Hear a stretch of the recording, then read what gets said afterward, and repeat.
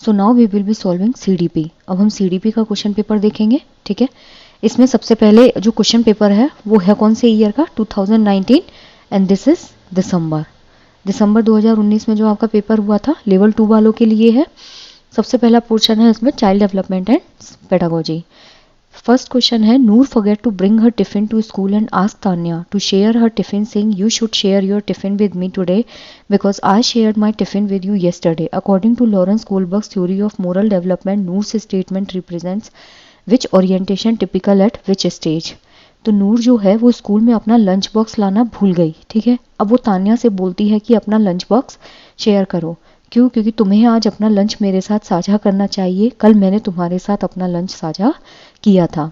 Lawrence Kohlberg के नैतिक विकास के सिद्धांत के अनुसार नूर का जो ये स्टेटमेंट है वो किस अभिविन्यास के प्रारूप को किस अवस्था पर दर्शाता है। लॉरेंस कोलबर्ग की थ्योरी का नाम क्या है? मोरल डेवलपमेंट, ठीक है।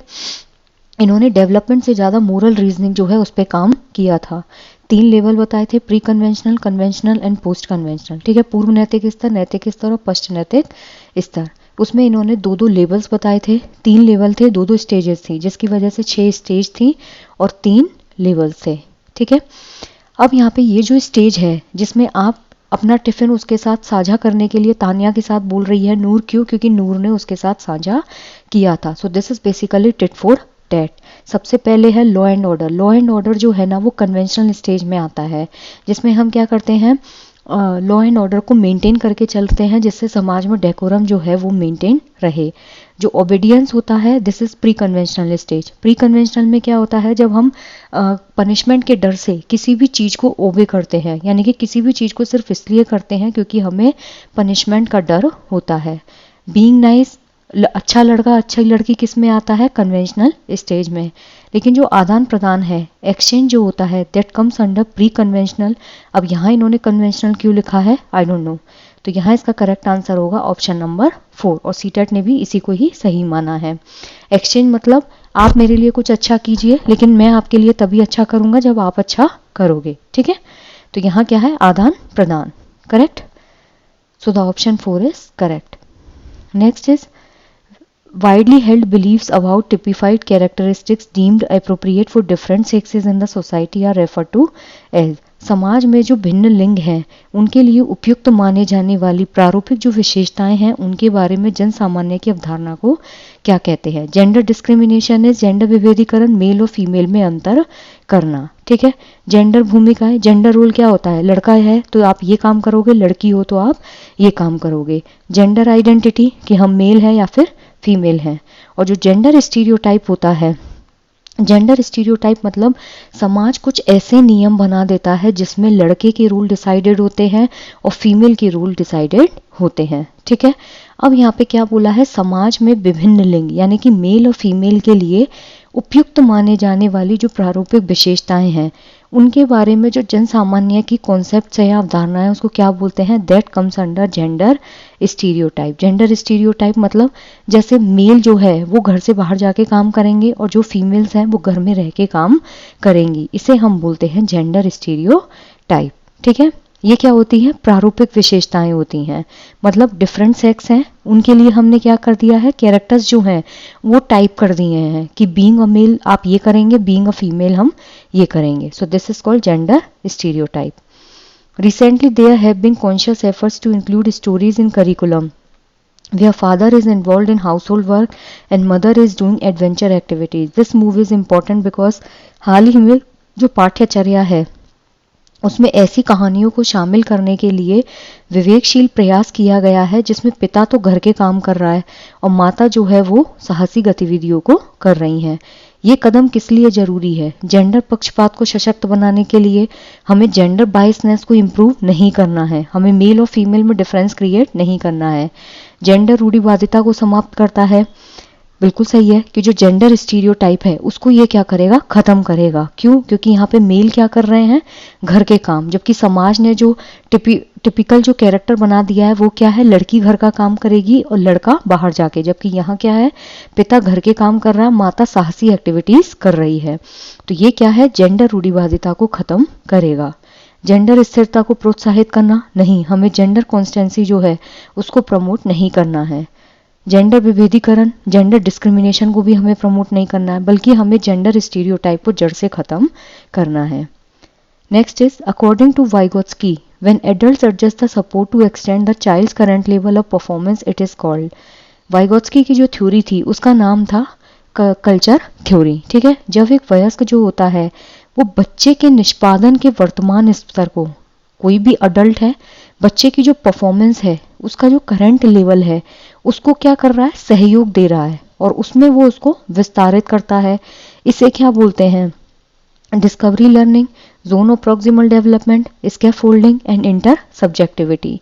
तो यहाँ इसका जो करेक्ट आंसर है दैट इज स्कैफोल्डिंग। क्यों, ये क्वेश्चंस बहुत ध्यान से करिएगा। वाइगोत्स्की ने ये दोनों टर्म यूज की थी और एक टर्म और यूज की थी जिसे हम बोलते हैं MKO। MKO is more knowledgeable other. जब आपसे कोई भी ज्यादा कोई नॉलेजेबल बंदा आपकी क्या करता है, शुरुआती मदद करता है। ये क्या है, बच्चा मान लीजिए इस प्रॉब्लम पे स्टक हो गया है, उसको समझ में नहीं आ रहा वो आगे कैसे जाए। यहाँ पे किसी भी टीचर ने या किसी भी MKO ने क्या किया, आपकी शुरुआती मदद कर दी, मतलब आपको थोड़ी सी हेल्प कर दी। इसमें क्या होगा, आप इस नॉलेज को यूज करके अपने एक्चुअल डेवलपमेंट तक पहुंच जाते हैं।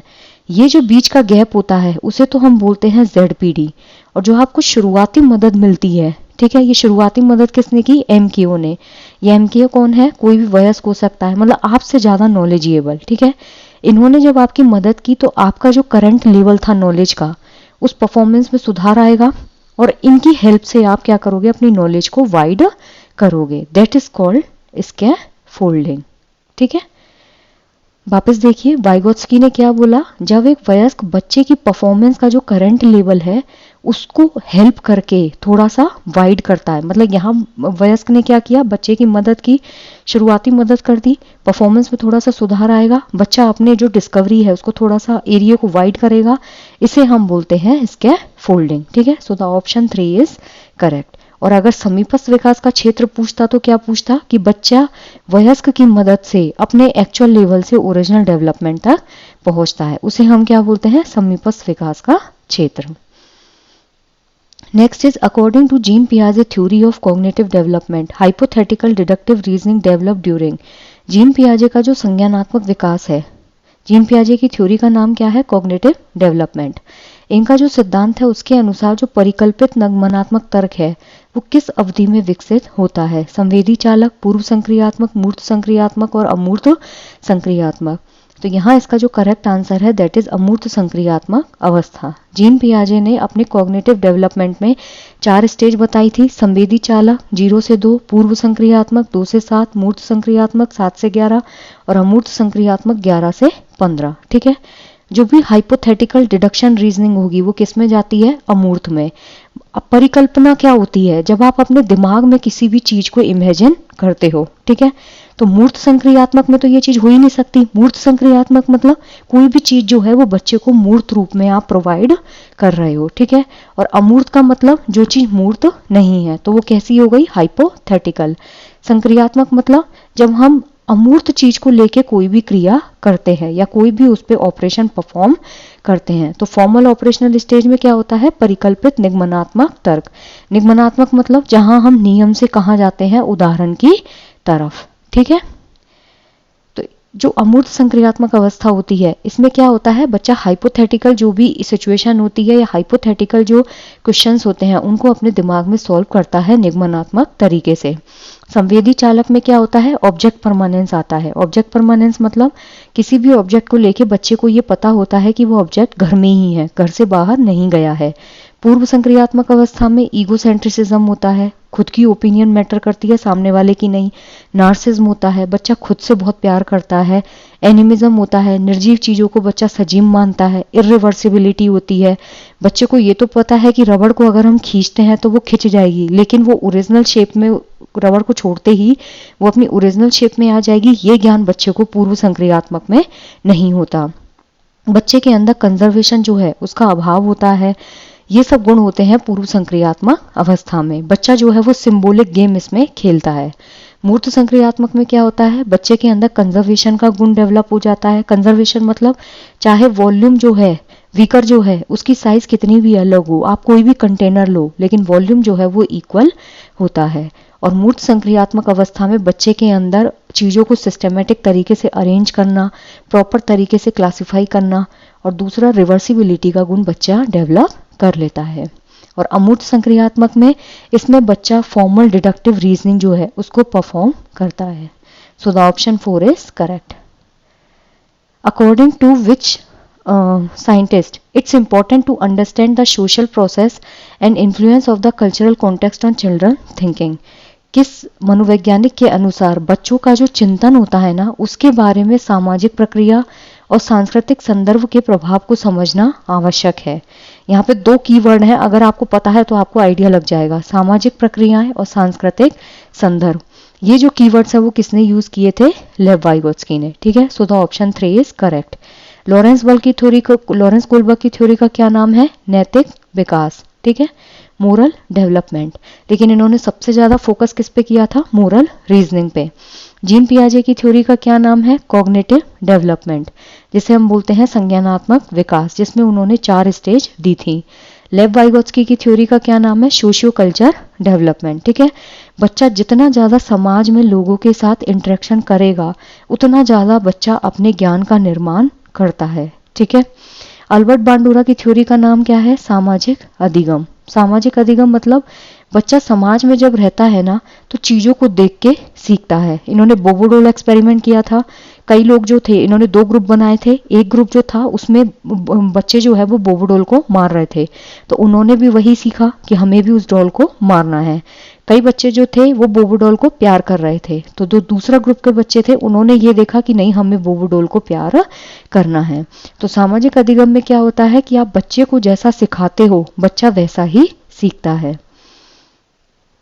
Drawing implications from Piaget theory of cognitive development, a teacher of grade 6 to 8 in his classroom should. पियाजे की थ्योरी संज्ञानात्मक विकास है। उनके सिद्धांत के निहितार्थ निकालते हुए एक ग्रेड 6 to 8 का टीचर को अपनी कक्षा में क्या करना चाहिए? तार्किक बहस के प्रयोग को हतोत्साहित करना चाहिए। Discourage the use of logical argument, नहीं, बच्चे को कभी भी आपको डिस्करेज नहीं करना चाहिए। संज्ञानात्मक विकास में पियाजे ने कहा ही यही था कि बच्चा अपने ज्ञान का निर्माण खुद करता है, बच्चा खुद से एक्टिवली इंगेज होता है। बच्चा जितना ज्यादा बच्चे को एक्सपोजर दोगे बच्चा खुद से चीजों को मीनिंगफुल तरीके से सीखेगा। Present problems that require reasoning based solution, बिल्कुल सही बात है। आपको बच्चे के सामने ऐसी समस्याएं प्रस्तुत करनी है जिसमें वो तर्क आधारित समाधान की आवश्यकता ढूंढे, मतलब बच्चा रीजनिंग के थ्रू उस सॉल्यूशन तक पहुंचे। यूज ओनली कॉन्क्रीट मटेरियल्स, केवल अगर आप मूर्त सामग्री का प्रयोग करेंगे तो बच्चा क्या करेगा? चीजों को मीनिंगफुल तरीके से नहीं समझ पाएगा। क्यों? क्योंकि वो मूर्त पे ही रह जाएगा, अमूर्त तरीके से चीजों को सॉल्व नहीं कर पाएगा। Rely solely on prescribed syllabus, केवल निर्धारित पाठ्यक्रम पर रहना चाहिए, नहीं, बच्चे को हमें स्कॉलस्टिक के अलावा जो सराउंडिंग है वो ज्ञान भी बच्चे को देना जरूरी होता है। ठीक है, कि कैसे एनवायरनमेंट में वो चीजें अडेप्ट कर सकते हैं। तो यहाँ पे ऑप्शन नंबर 2 जो है वो बिल्कुल करेक्ट है। As per Harvard Gardner's theory of multiple intelligence, what would be the characteristic of a person with logico-mathematical intelligence? जो हार्वर्ड गार्डनर है उनकी थ्योरी का नाम क्या था? बहुबुद्धि सिद्धांत। इन्होंने 9 प्रकार का इंटेलिजेंस दिया था, उसमें एक बुद्धि थी तार्किक गणितीय बुद्धि। ऐसी बुद्धि वाले व्यक्ति की क्या विशेषता हो सकती है? ध्वनि, ताल और शब्दों के अर्थ के प्रति संवेदनशीलता, sensitivity to the sound, rhythm and meaning of word. ये किस में जाएगा? Musical intelligence. ठीक है, जिनको म्यूजिक का ज्ञान होता है उसमें ध्वनि, ताल और शब्द जो हैं उनके अर्थ के प्रति इंटेलिजेंस जाता है। Ability to perceive visual spatial word accurately, दृश्य स्थानिक परिवेश को सटीक रूप से ग्रहण करने की योग्यता, ये भी इसमें नहीं आएगा। क्यों? क्योंकि जो स्पेटियल इंटेलिजेंस होता है ना उसमें कौन आते हैं? जो स्कल्पचर होते हैं उनको इसमें इंक्लूड किया जाता है। Ability to produce and appreciate pitch, rhythm and aesthetic equality, quality of musical expressiveness, ये भी इसमें नहीं आएगा। क्यों? क्योंकि जहां भी संगीत आ जाएगा वो किस में जाएगा? आपका म्यूजिक इंटेलिजेंस में। ठीक है, पैटर्न को खोजने, तर्क की लंबी श्रृंखला को हल करने की क्षमता और संवेदनशीलता, sensitivity to and capacity to detect patterns and handle long chain of reasoning, यही क्या होती है? हार्वर्ड गार्डनर के अकॉर्डिंग मैथमेटिकल इंटेलिजेंस होता है, जिसमें बच्चा जो तर्क है उसको करता है, बच्चे के अंदर खोजने की एक प्रवृत्ति विकसित होती है, लंबी जो चेन है उसको बच्चा सॉल्व कर सकता है। The process by which children develop habit, skill, values and motives that make them responsible, productive member of the society is called। ऐसी प्रक्रिया जिसके द्वारा बच्चे के अंदर आदतें, कौशल, मूल्य और अभिप्रेरणा को हम क्या करते हैं, विकसित करते हैं, जो उन्हें समाज का जिम्मेदार और क्रियाशील सदस्य बनाती है। इस प्रोसेस को क्या कहा जाता है? समाजीकरण, समावेशन, मुख्यधारा से जोड़ना, विभेदीकरण। डिफरेंशिएशन मतलब दो चीजों में डिफरेंस करना, ठीक है। इंक्लूजन मतलब सारे बच्चों को एक ही प्लेटफॉर्म पर एक जैसी एजुकेशन देना, यानी कि सभी बच्चों को एक साथ समावेशित करना। लेकिन समाजीकरण जो होता है उसे हम बोलते हैं सोशलाइजेशन, ठीक है। सोशलाइजेशन में हम क्या करते हैं, उन्हें समाज का जिम्मेदार और क्रियाशील मेंबर बनाते हैं। क्या करना है, समाज का जिम्मेदार और क्रियाशील सदस्य बनाते हैं। बच्चे के अंदर हम ऐसी आदतें विकसित करते हैं, ऐसी स्किल्स डेवलप करते हैं, ऐसे मूल्य देते हैं और ऐसा मोटिवेशन डालते हैं जिससे बच्चा समाज के लोगों के बीच अपने आप को अच्छे तरीके से रिप्रेजेंट कर सके। समाज के जो नियम है, समाज के जो कानून व्यवस्था है, उसको वो अच्छे से फॉलो कर सके। Clear? Next is which of the following statement about the role of heredity and environment in human development is correct. मानव विकास का जो संदर्भ है उसमें आनुवंशिकता और पर्यावरण की भूमिका के बारे में निम्नलिखित कथन में से कौन सा सही है? वुडवर्थ ने क्या फॉर्मूला दिया था? Development is equal to heredity into environment, ठीक है। वैयक्तिक विभिन्नताओं का एकमात्र कारण आनुवंशिकता है। The only reason for individual differences is heredity. केवल हेरेडिटी की वजह से इंडिविजुअल डिफरेंसेस होते हैं? नहीं। Environmental influences totally shape the development of a human. केवल परिवेश जो होता है वही एक व्यक्ति के विकास को निर्धारित करता है? नहीं। एनवायरमेंट और हेरेडिटी दोनों ही बच्चे के विकास को प्रभावित करते हैं। Neither heredity nor environment influence human development. ना तो आनुवंशिकता और ना ही पर्यावरण विकास को प्रभावित करती है, ये तो बिल्कुल ही गलत हो गया। बल्कि heredity and environment both influence human development in a complex interplay. बिल्कुल सही बात है कि जो आनुवंशिकता होती है, आनुवंशिकता मतलब मान लीजिए किसी बच्चे के पेरेंट्स इंटेलिजेंट हैं तो क्या होता है, कई बार वो जीन्स जो है वो बच्चे के अंदर भी ट्रांसफर हो जाते हैं और बच्चा जो है वो भी इंटेलिजेंट होता है।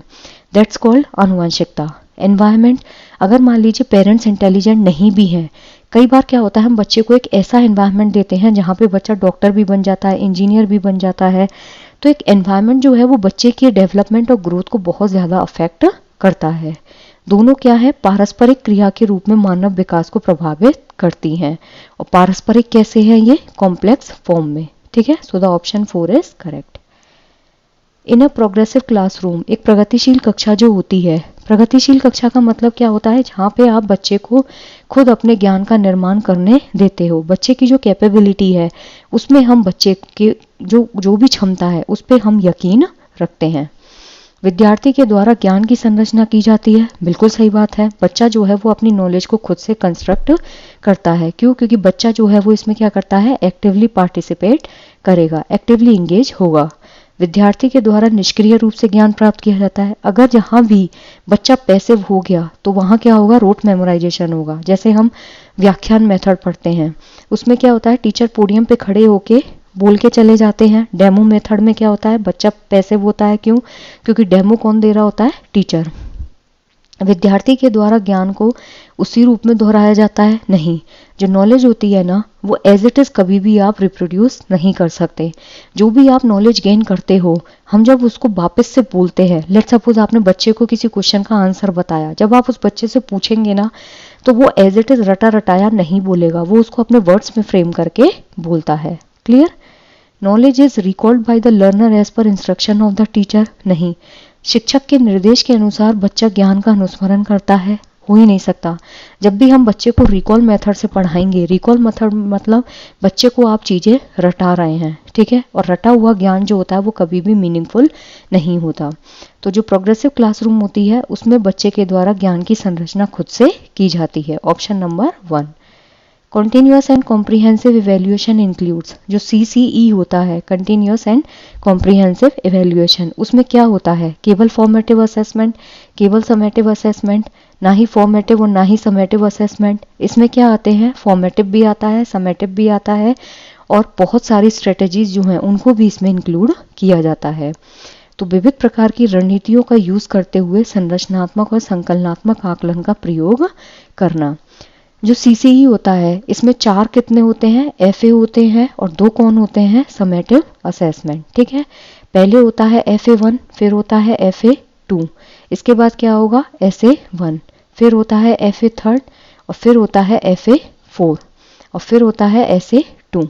ये जो FA होता है ना, ये पूरे साल चलने वाली प्रोसेस है, 4 बार हो रहे हैं एग्जाम। इसमें बच्चे को क्या है, कंटिन्यूअस फीडबैक दिया जाता है, कहाँ बच्चे को इम्प्रूव करने की ज़रूरत है, पेरेंट्स के संग मीटिंग होती है, कहाँ बच्चे को आप ये चीज़ पढ़ा सकते हैं, कैसे टीचिंग मेथड को चेंज किया जा सकता है, किस टूल से बच्चे को पढ़ाया जा सकता है। जबकि ऐसे जो होते हैं ना, इसमें बच्चे को फेल या पास किया जाता है। ये ईयर एंड में होते हैं, एक होता है दिसंबर में और एक होता है मार्च या अप्रैल में।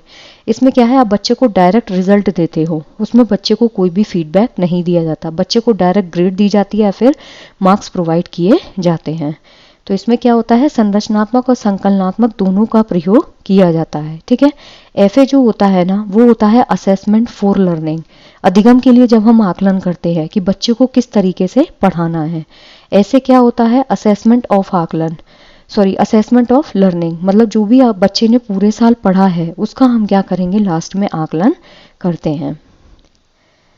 Next is, a student in your class has been told again and again from different sources that people from his social group typically perform poorly in academics. To reduce the impact of this stereotype and resultant stereotype threat, a teacher's initial step can be, एक बच्चा है आपकी class में जिसको अलग अलग sources से बार बार उसके दिमाग में ये चीज़ फीड की जा रही है कि उसके जो सामाजिक वर्ग के लोग हैं वो शिक्षा के क्षेत्र में निम्न स्तर प्रदर्शन करते हैं।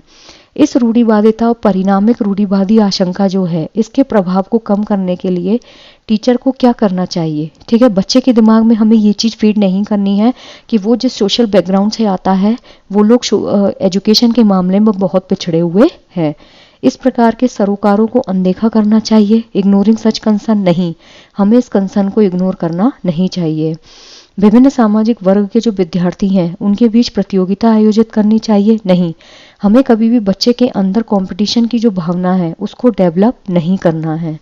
विद्यार्थी से पढ़ाई छोड़कर किसी अन्य क्षेत्र में शामिल होने की सलाह देनी चाहिए नहीं, हमें बच्चे को कभी भी ये चीज़ सजेस्ट नहीं करनी है कि आपका जो सोशल बैकग्राउंड है वहाँ से कोई अभी तक पढ़ाई में अच्छा नहीं निकला तो आप भी एकेडमिक्स छोड़ के कुछ और ज्वाइन करो, ये क्या है, गलत एडवाइस है।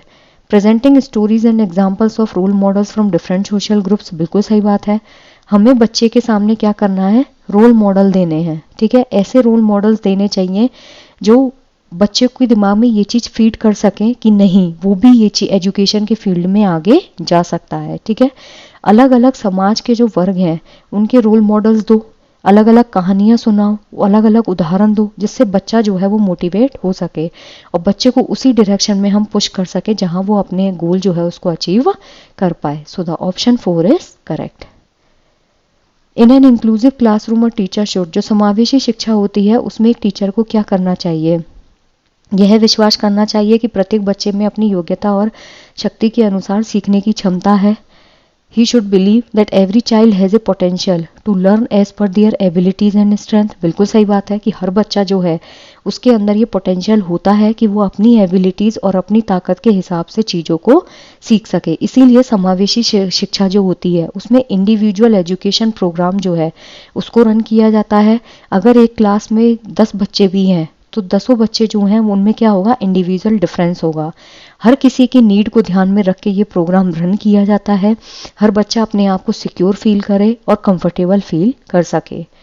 Show an attitude of pity and sympathy towards disabled learners, नहीं, कभी भी अशक्त अधिगमकर्ता जो होते हैं, जैसे जिनको विजुअल इम्पेयरमेंट है, हियरिंग इम्पेयरमेंट है, बोल नहीं सकते, उनके प्रति दया और सहानुभूति का भाव प्रदर्शित करना चाहिए। ये चीज़ हमेशा गलत है। आप किसी भी बच्चे के प्रति एम्पैथी शो नहीं कर सकते, sympathy. Use label such as handicapped child and retarded child to categorise children. Inclusive education में अगर आप बच्चे को आइसोलेट करते हो या फिर बच्चे को आप क्लासीफाई करते हो, कैसे ये अपाहिज बच्चा है, ये मंद बुद्धि बच्चा है, this is completely offence. Pay attention only to the gifted and talented children. Inclusive education में सारे बच्चों को एक ही प्लेटफॉर्म पे एक जैसी एजुकेशन प्रोवाइड की जाती है, चाहे वो प्रतिभाशाली हो चाहे वो गिफ्टेड बच्चा हो. तो केवल आप उन पे ध्यान देंगे, ये चीज़ गलत है. तो यहाँ क्या है, हमें यह विश्वास करना चाहिए कि हर बच्चा जो है वो अपनी कैपेसिटी और अपनी कैपेबिलिटी के हिसाब से सीखता है. A student shows the following science in the classroom. एक बच्चा है जो निम्नलिखित लक्षण अपनी कक्षा में प्रदर्शित करता है. एंजाइटी अराउंड रीडिंग, पढ़ने के प्रति चिंता. डिफिकल्टी इन रिकॉग्नाइजिंग वर्ड्स और लेटर, शब्द या अक्षर जो है उसको पहचानने में उसको कठिनाई होती है. पुअर वोकेबलरी स्किल, निम्न स्तरीय शब्दावली कौशल है. डिफिकल्टी विद अंडरस्टैंडिंग और रिमेम्बरिंग व्हाट वाज रीड, पढ़ा हुआ जो पाठ है उसको समझने में या याद करने में उसको कठिनाई महसूस होती है. तो ये किस चीज़ का सूचक है? स्वलीन विद्यार्थी, ऑटिस्टिक स्टूडेंट. ऑटिस्टिक स्टूडेंट जो होता है ना, वो हमेशा खुद में लीन रहता है, समाज में इंटरेक्शन नहीं रखता, सिर्फ खुद के काम से काम वो रखता है. क्रिएटिव बच्चा तो ये किसी कीमत पे नहीं हो सकता कि वो सृजनात्मक बच्चा है. स्टूडेंट विद लर्निंग डिसेबिलिटी, बिल्कुल सही बात है, ये जो बच्चा है उसके अंदर क्या है, लर्निंग डिसेबिलिटी है. लर्निंग डिसेबिलिटी मतलब जो न्यूरोलॉजिकल डिसऑर्डर होते हैं, जैसे डिसलेक्सिया, डिस्ग्राफिया, अफेजिया, डिस्फेजिया. और स्टूडेंट विद मेंटल इम्पेयरमेंट, नहीं, ये मानसिक क्षति वाला बच्चा नहीं है. ठीक है, तो यहाँ क्या होगा, option number 3 is correct. A teacher can address needs of specially abled learners in an inclusive classroom by. एक टीचर जो है वो समावेशी कक्षा में विशेष योग्यता वर्ग वाले अधिगमकर्ताओं की आवश्यकता को किस प्रकार से संबोधित कर सकता है. आकलन के लिए पेपर पेंसिल टेस्ट का प्रयोग करना, अभ्यास और रटने पर बल देना, बिल्कुल गलत है कि हम क्या कर रहे हैं, पेपर पेंसिल टेस्ट यूज कर रहे हैं. हमें स्पेशली एबल्ड लर्नर्स मतलब जो जिनको ज़्यादा अटेंशन की ज़रूरत है, मतलब विशेष योग्यता वर्ग वाले बच्चे, तो उनके लिए अगर हम पेपर पेंसिल टेस्ट यूज़ करेंगे तो ये टीचर सेंटर्ड होता है. इसमें टीचर बच्चे को क्या करता है, फेल करता है या फिर पास करता है. आकलन के लिए पेपर पेंसिल टेस्ट का प्रयोग है तो गलत है. अभ्यास और रटने पर बल देना, बच्चे को कभी भी हमें रूट मेमोराइजेशन या ड्रिल प्रैक्टिस नहीं करवानी है.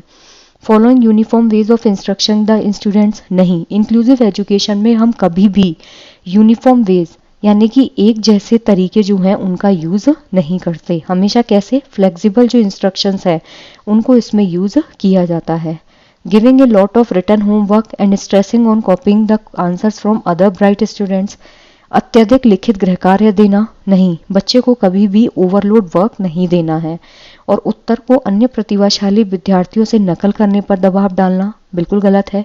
Developing specific learning objective based on an analysis of each students learning strength and weakness, बिल्कुल सही है.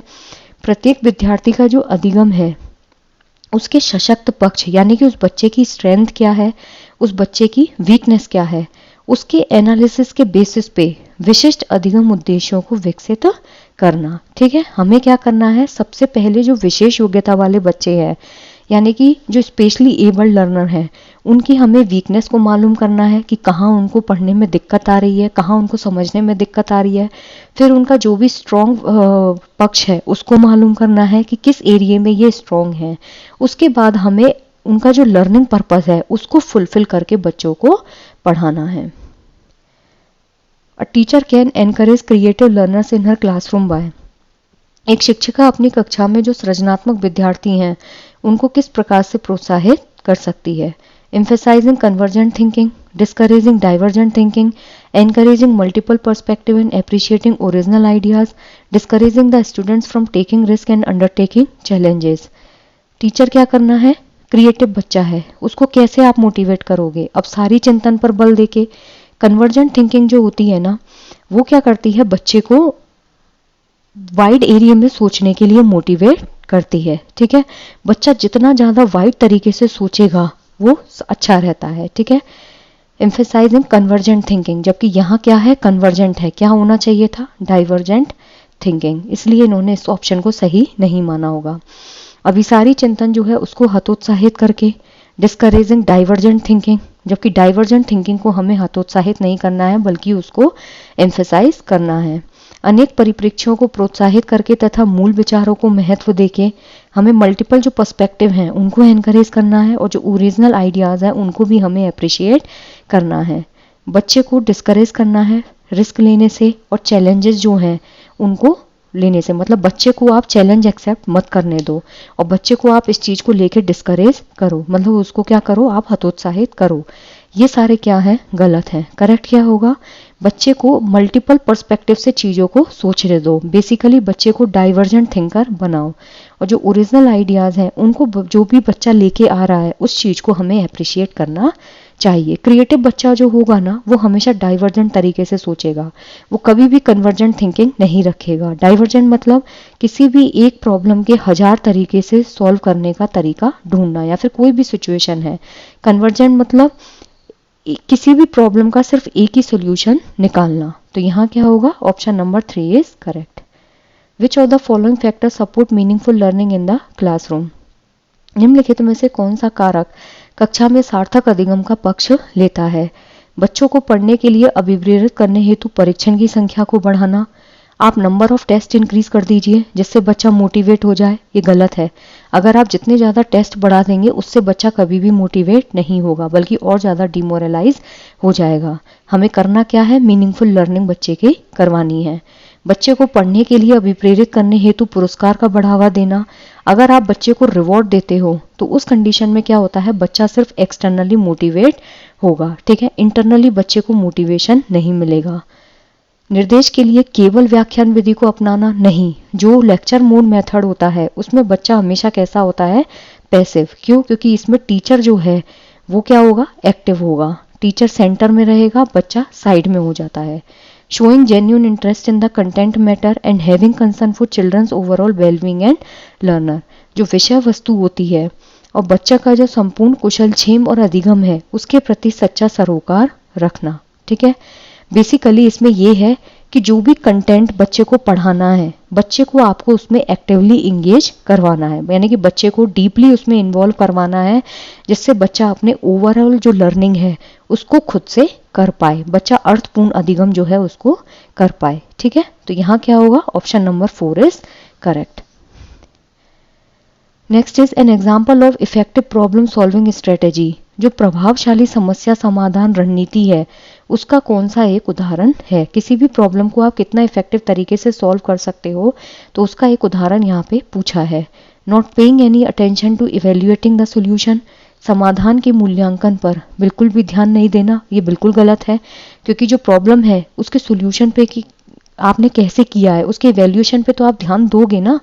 फंक्शनल फिक्सनेस, क्रियात्मक अनम्यता, एक वस्तु के केवल परंपरागत कार्य पर ध्यान देना, ये भी गलत है कि आप किसी भी कार्य को लेकर रिजल्ट नहीं हो सकते कि अगर ये प्रॉब्लम जो है उसको हम सिर्फ इसी तरीके से सॉल्व कर सकते हैं, ये गलत है। रिस्पॉन्स सेट, प्रतिक्रिया निर्धारण, समस्या प्रस्तुतिकरण का एक ही आयाम में सीमित रहना, ये भी गलत है, क्योंकि किसी भी प्रॉब्लम को हम दो तरीके से या अलग अलग तरीके से सोच सकते हैं। तो केवल हम एक ही रास्ते पे स्टक हो जाए किसी भी प्रॉब्लम के, ये भी क्या है, इसमें गलत है। Means and analysis, dividing the problem into number of सब गोल्स, बिल्कुल सही बात है। मान लीजिए आप किसी भी प्रॉब्लम में फंस गए हैं या कोई भी कैलकुलेशन है जो आपसे नहीं हो रही या लाइफ की कोई भी सिचुएशन है, तो उसमें हम क्या करते हैं, उस प्रॉब्लम को छोटे छोटे से टुकड़ों में डिवाइड कर देते हैं। तो जो साधन साध्य विश्लेषण समस्या है उसको अनेक उपलक्ष्यों में विभाजित करना, ठीक है। साधन मतलब जो हम फैक्टर्स को यूज करके अपने गोल्स तक पहुंचते हैं, ठीक है। तो उस चीज को एनालाइज करके बेसिकली हमें कोई भी जो प्रॉब्लम है उसको छोटे छोटे से ग्रुप्स में तोड़ना है। लेट्स सपोज ये कोई क्वेश्चन है, इसको हम क्या करेंगे, 2 या 3 बार में डिवाइड कर करके सॉल्व करेंगे जिससे हमें एग्जैक्ट आंसर तक हम पहुंच सके। सो the option 4 is correct. Which of the following is not an effective strategy for teaching learning. निम्नलिखित में से कौन सी शिक्षण अधिगम के लिए एक प्रभावशाली शिक्षक प्रणाली नहीं है। Encouraging children to make intuitive guesses, बच्चों को अंतर्दृष्टि के द्वारा अनुमान लगाने के लिए प्रोत्साहित करना, ठीक है। तो ये तो बिल्कुल सही है कि आप बच्चे को क्या करते हो, खुद का इंसाइट यानी कि खुद का ब्रेन यूज करने दे रहे हो। बच्चे को खुद, जब बच्चा खुद अनुमान लगाएगा तो बच्चा खुद का ब्रेन यूज करेगा। बच्चा खुद को क्या कर रहा है, पुश कर रहा है एक्टिवली पार्टिसिपेट करने के लिए, बिल्कुल सही है। एक्सपेरिमेंटेशन एंड एक्सप्लोरेशन, ये भी बिल्कुल सही है कि बच्चा जितना ज़्यादा एक्सपेरिमेंट करेगा, हैंड ऑन एक्टिविटी होगी, खुद से सीखेगा। जितना ज़्यादा चीज़ों को एक्सप्लोर करेगा, खुद से वो उन चीज़ों को सीखता है। डायलॉग एंड डिस्कशन, ये भी बिल्कुल पॉजिटिव है कि बच्चा जितना ज़्यादा इंटरेक्शन करेगा, जितना ज़्यादा डिस्कशन करेगा, उतना ज़्यादा अपने तर्क वितर्क को इम्प्रूव करता है। Focusing on reproduction of knowledge as given, ये बिल्कुल गलत है। दिया गया जो ज्ञान है उसको दोहराने पर ध्यान केंद्रित करना, ये कभी भी इफेक्टिव टीचिंग मेथड नहीं होता है। इसमें बच्चा कभी भी प्रॉपर लर्निंग नहीं करेगा। मान लीजिए आपने किसी क्वेश्चन का आंसर बच्चे को बताया या कोई क्वेश्चन आपने बच्चे को सॉल्व करना सिखाया, बच्चा क्या करेगा, एज इट इज अगर उस मेथड को रट के आपको बता दे रहा है तो उसे हम बोलते हैं rote memorisation. So the option 4 is incorrect. How can teachers deal with the children who are non attentive in the classroom. शिक्षक कक्षा में पढ़ने में ध्यान ना देने वाले बच्चों से किस प्रकार का बर्ताव कर सकता है। बच्चों को कक्षा से बाहर जाने के लिए कहकर बच्चों को क्या बोल दे, to get the out of the class. ठीक है, ओके गाइस, सो नाउ पूरी कक्षा के सामने उन्हें बार बार डांटकर, उनसे बात करके तथा उनकी अरुचि का कारण जानकर उन्हें गृह कार्य के रूप में अत्यधिक वर्कशीट देकर। ठीक है, कक्षा में जो बच्चे ध्यान नहीं दे पाते हैं, जिनका पढ़ने में ध्यान नहीं है, उन बच्चों से टीचर कैसा बर्ताव कर सकता है कि कक्षा से बाहर जाने के लिए बोल दे। ये तो गलत चीज़ है। आप ऐसे बच्चों को क्लास से बाहर नहीं निकाल सकते। Scold them frequently in front of the entire class, पूरी क्लास के सामने अगर आप उनको डांटोगे तो वो ह्यूमिलिएशन फील करेंगे। उनसे बात करके और उनकी अरुचि का कारण जान के, बिल्कुल सही बात है, आप क्या कीजिए, ऐसे बच्चों से बात कीजिए। Just talk to them and find out the reasons of their disinterest, कि उनको पढ़ने में इंटरेस्ट क्यों नहीं है। Give them a lot of worksheets as homework, नहीं, उन्हें होमवर्क नहीं देना है, क्योंकि अगर आप उनको होमवर्क भी देंगे तो वो बिल्कुल जबरदस्ती उस होमवर्क को कंप्लीट करेंगे। ठीक है तो यहाँ पे क्या है, ऐसे बच्चों से आप बात कीजिए और उनके जो डिसइंटरेस्ट है उसका रीजन जानने की कोशिश कीजिए कि उनको पढ़ने में इंटरेस्ट क्यों नहीं है। संरचनावादी उपागम बताता है कि ज्ञान की संरचना के लिए अत्यंत आवश्यक है। Constructivist approach suggest that it is crucial for constructing knowledge. जो संरचनावादी उपागम होते हैं उसमें जीन पियाजे और लेव वाइगोत्स्की आते हैं। ठीक है, संरचनावादी का मतलब होता है कि जो बच्चा है, चाइल्ड जो है वो किस में हो, सेंटर में हो। ठीक है, बच्चा अपने ज्ञान का निर्माण खुद करे, बच्चा जो है वो एक्टिवली एंगेज होकर क्या करे, चीज़ों को मीनिंगफुल लर्निंग करे। विद्यार्थी का पूर्व ज्ञान जरूरी होता है, अनुबंधन जरूरी है, दंड जरूरी है और यंत्रवाद याद करना। रूट मेमोराइजेशन जो होता है वो कभी भी कंस्ट्रक्टिविस्ट अप्रोच का पार्ट नहीं हो सकता। रूट मेमोराइजेशन मतलब चीज़ों को रटना। सजा का प्रावधान कभी भी कंस्ट्रक्टिविस्ट अप्रोच में नहीं होता है। ठीक है, कंडीशनिंग जो होती है वो हम व्यवहारवाद में पढ़ते हैं, जब पावलोव और थॉर्नडाइक और स्किनर थ्योरी आती है। Prior knowledge of the learner, learner के पास अगर पहले से कोई नॉलेज है किसी भी टॉपिक को लेके, तो हम क्या करते हैं, नई नॉलेज को उसमें ऐड करके उसके लिए क्या करते हैं, एक कंस्ट्रक्टिव नॉलेज जो है वो तैयार करते हैं। तो यहाँ क्या होगा, option number 1 is correct. Children construct naive theories about various phenomenon in this background teacher should. बच्चे जो होते हैं ना वो बहुत सारी घटनाओं के बारे में सहजानुभूत सिद्धांत की रचना करते हैं। नेव थ्योरी मतलब जिसे हम मिसकंसेप्शन बोलते हैं। ठीक है, अगर मान लीजिए बच्चे ने कोई चीज अपनी आंखों से होती हुई देखी, बच्चा उस ऑब्जर्वेशन को क्या करता है, अपने दिमाग में फिट कर लेता है और उसके अकॉर्डिंग वही थ्योरी जो है वो सही होती है। ऐसे में एक टीचर को क्या करना चाहिए, संवाद के द्वारा बच्चों की इन अवधारणाओं को चुनौती देनी चाहिए। Challenge this conceptions of the children through dialogue. बच्चे को क्या कीजिए, बच्चे की इन थ्योरीज को आप चैलेंज कीजिए। बिल्कुल सही बात है, क्यों, क्योंकि जो नेव थ्योरी होती है ना उनको चेंज करना बहुत टफ होता है। मान लीजिए बच्चे ने अगर पानी का कलर ब्लैक देखा है या फिर ब्लू देखा है, तो बच्चे के अकॉर्डिंग आप कितना भी उसको चेंज करने की कोशिश कीजिए कि पानी जो होता है वो कलरलेस होता है, वो उस चीज को नहीं मानेगा। ठीक है, बच्चों के इन विचारों को खारिज करना चाहिए। कभी भी बच्चे की नेव थ्योरी को आप डिसमिस मत कीजिए, बल्कि बच्चे की उस चीज को ध्यान से सुनिए और उस चीज को चैलेंज करके एक अच्छे वे में, एक प्रॉपर तरीके से बच्चे को समझाने की कोशिश कीजिए। बच्चे के विचार और सिद्धांतों को अनदेखा करना चाहिए नहीं। You can't ignore the children's ideas and theory. बच्चा क्लास में जो भी पूछ रहा है, जो भी थ्योरी बता रहा है, उसको हमें ध्यान से सुनना चाहिए। Scold the children for having these ideas that interfere with her teaching. नहीं, हमें बच्चे को सिर्फ इसलिए नहीं चिल्लाना चाहिए क्योंकि ये शिक्षण में हस्तक्षेप करते हैं। बच्चा अगर नेव कॉन्सेप्ट बना रहा है, मतलब बच्चा जो चाइल्ड है, he is trying to learn the concept. Okay, so the option 1 is correct. The relationship between cognition and emotion, जो संज्ञान होता है और जो संवेग है उनके बीच किस प्रकार का संबंध होता है? एक दूसरे से स्वतंत्र हैं? नहीं। एक दिशीय होते हैं, यूनिडायरेक्शनल है कि संज्ञान से सिर्फ संवेग अफेक्ट होगा, संवेग संज्ञान को प्रभावित करते हैं। ठीक है, एक दिशीय होता है, संज्ञान संवेग को प्रभावित करता है? नहीं। ये यूनिडायरेक्शनल नहीं होता, ना ही एक दूसरे से स्वतंत्र होते हैं, दे आर बाई डायरेक्शनल।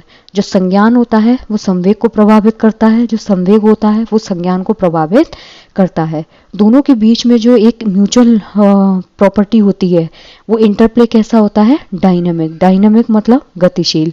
ठीक है, मान लीजिए अगर आपकी हेल्थ सही नहीं है, घर में कोई मिस हैपनिंग हो गई, या फिर आपका कोई भी इमोशन जो है, आपको गुस्सा आ रहा है, आपकी तबीयत सही नहीं है, आपको किसी चीज पर रोना आ रहा है, उस कंडीशन में आप किसी भी चीज को लर्न कर पाएंगे?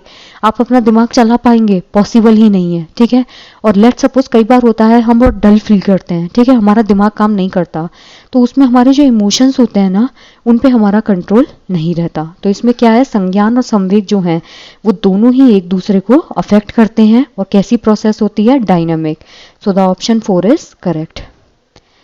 विच of the following factors affect learning, इनमें से कौन से कारक हैं जो अधिगम को प्रभावित करते हैं? विद्यार्थी की अभिरुचि, इंटरेस्ट ऑफ द स्टूडेंट, विद्यार्थी का सामवेगिक स्वास्थ्य, emotion health of the student, शिक्षा शास्त्रीय रणनीति, पेडागोजिकल स्ट्रेटेजीज, विद्यार्थी का सामाजिक और सांस्कृतिक संदर्भ, social and cultural context of the student.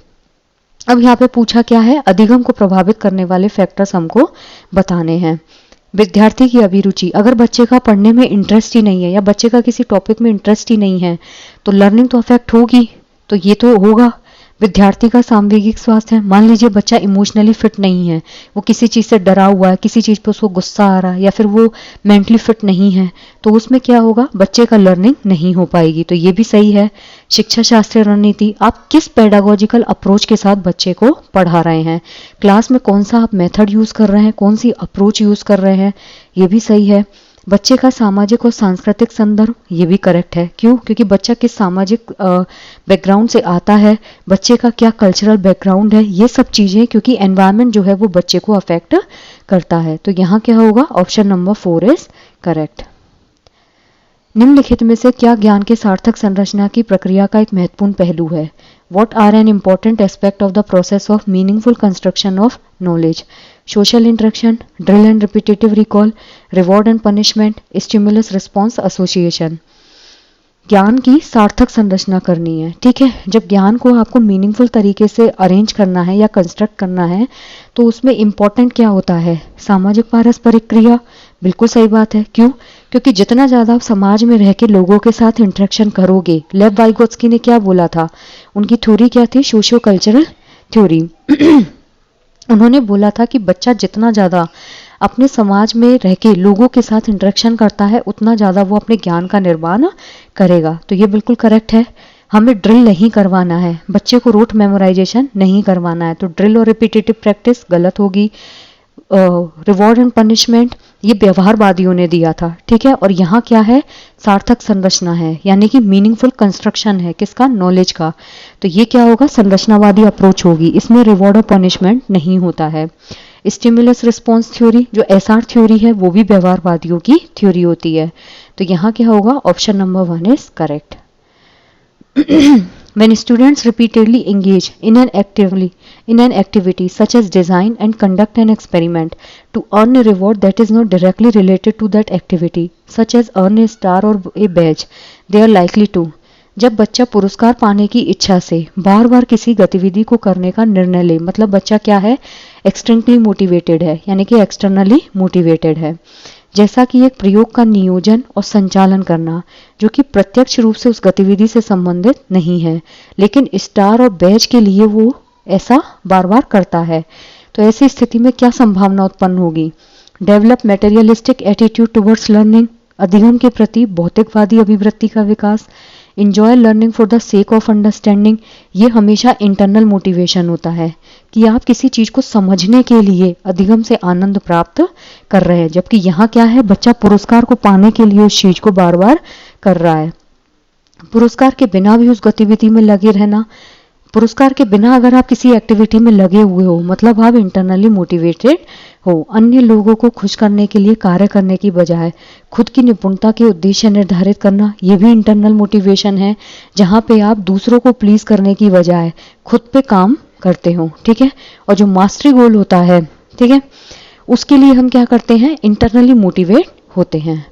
Develop materialistic attitude towards learning, बिल्कुल सही बात है। क्यों? क्योंकि हम यहाँ पुरस्कार पाने के लिए, और पुरस्कार में भी क्या, स्टार या बैज के लिए हम क्या कर रहे हैं, बार बार उस एक्सपेरिमेंट को कर रहे हैं। तो ये क्या है, मटेरियलिस्टिक एटीट्यूड है, यानी कि एक्सटर्नली मोटिवेशन है। द कॉन्सेप्ट ऑफ चाइल्डहुड, बाल्यावस्था की जो अवधारणा है उससे क्या मतलब है, universally the same across different culture context, विभिन्न सांस्कृतिक संदर्भों में सार्वभौम रूप से समान है। A social construction according to contemporary socio constructivist theories, समकालीन सामाजिक संरचनावादी मनोवैज्ञानिकों के अनुसार यह एक सामाजिक संरचना है। The children are born evil and have to be civilised, बच्चे दुष्ट रूप में पैदा होते हैं और उन्हें सभ्य बनाना होता है। The children begin with nothing at all and their characteristics are shaped entirely by the environment, बच्चे जीरो से शुरुआत करते हैं और उनके गुण पूरी तरह से परिवेश के द्वारा निर्धारित किए जाते हैं। जो चाइल्डहुड कॉन्सेप्ट है, इसकी एज क्या होती है, 6 से 12, ठीक है। अब बाल्यावस्था जो होती है उसमें कभी भी बच्चा जीरो से शुरू नहीं करता, ठीक है। और बच्चे का जो भी परिवेश है वो केवल आप एनवायरनमेंट से डिटरमाइन नहीं कर सकते। क्यों? क्योंकि इसमें हेरेडिटी जो होती है वो भी इन्वॉल्व होती है। तो ये तो बिल्कुल ही गलत हो गया। चिल्ड्रंस आर बोर्न एबल, बच्चा कभी भी दुष्ट रूप में पैदा नहीं होता है, ठीक है। तो ये तो वैसे ही गलत है। एक सोशल कंस्ट्रक्शन यानी कि सामाजिक संरचनावादी, सामाजिक संरचनावादी कौन थे, लेव वाइगोत्स्की, ठीक है। इन्होंने क्या बोला था, बच्चा जितना ज्यादा समाज में रह के इंटरेक्शन करेगा उतना ज्यादा अपनी नॉलेज को वो कंस्ट्रक्ट करता है। बिल्कुल सही है, ठीक है। Universally the same across different culture context, सामाजिक जो सांस्कृतिक संदर्भ हैं उनमें सार्वभौम रूप से समान है नहीं। हर बच्चे की जो ग्रेस्पिंग पावर होती है, किसी भी चीज को समझने की जो क्षमता होती है वो अलग अलग होती है। तो यहाँ क्या होगा, option number 2 is correct. Which of the following characterize the period of middle childhood, middle childhood जो है, मध्य बाल्यावस्था, उसकी कौन सी विशेषता है। Physical growth and development occur at a very rapid pace, जो मध्य बाल्यावस्था होता है वो 6 से 12 होता है। और अगर अर्ली चाइल्डहुड कोई आपसे पूछे तो वो 3 से 6 होता है, ठीक है, अर्ली चाइल्डहुड। शारीरिक वृद्धि और विकास बहुत तेज गति से होता है। Ability to think abstractly and use of scientific reasoning develop, अमूर्त रूप से सोचना और वैज्ञानिक तर्क का प्रयोग करने की योग्यता विकसित होना। Children begin to think logically but concretely, बच्चा तार्किक और मूर्त रूप से सोचना प्रारंभ कर देता है।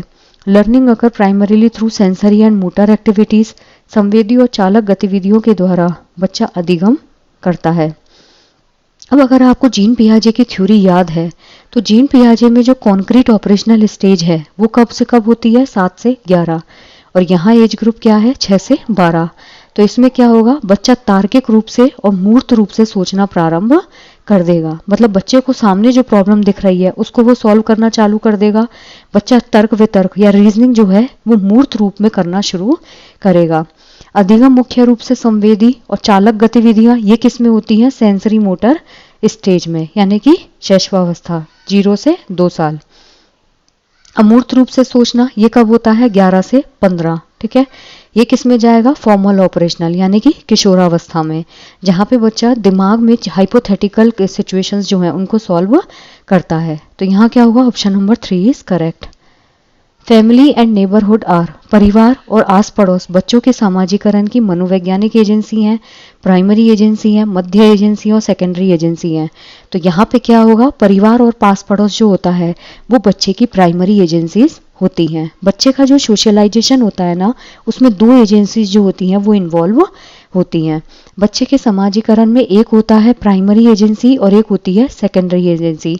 मेनली तो बच्चे का जो परिवार होता है वही क्या है, बच्चे की प्राथमिक एजेंसी होती है। आस पड़ोस, मीडिया, लाइब्रेरी, स्कूल, फ्रेंड्स, ये सब किस में जाते हैं, बच्चे की सेकेंडरी एजेंसी में। सोशलाइजेशन का मतलब होता है जहाँ पे बच्चे को सिखाया जाता है कि कैसे समाज में उठना बैठना है, कैसे समाज के लॉ एंड ऑर्डर को मेंटेन करके रखना है। So the option 2 is correct. So I just hope guys कि आपको यहाँ पे सीडीपी के सारे क्वेश्चन समझ में आए हैं। अगर किसी भी क्वेश्चन में आपको कोई भी डाउट हो तो आप कमेंट सेक्शन में पूछ सकते हैं। Thank you so much.